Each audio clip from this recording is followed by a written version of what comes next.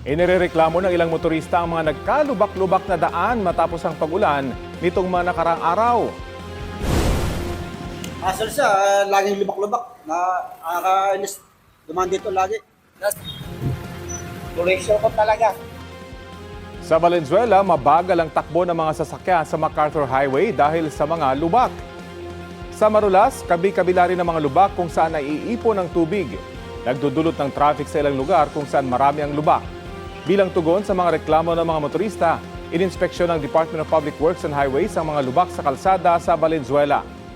Pinangunahan niya ni DPWH Secretary Vince Dizon kasama si Valenzuela Mayor Wes Gatchalian. Sinimulan na ng DPWH ang pagtapal sa mga lubak sa kalsada. Kawawa yung mga, lalo na yung mga motorsiklo, maraming sumisemplang dito. So, pinondohan natin ngayon 2026. And dapat nag-umpisa na tayo, kaya lang, walang tigil yung ulan. Magmomobilize na tayo, magsisimula na tayo. And nagbigay ng timeline sa akin yung mga district engineer. Sabi nga, 8 to 10 months. Hopefully in 6 months, matatapos na natin to. So, pero ang importante, makontrol lang natin yung baha. Hindi mabilis masisira yung mga kalye.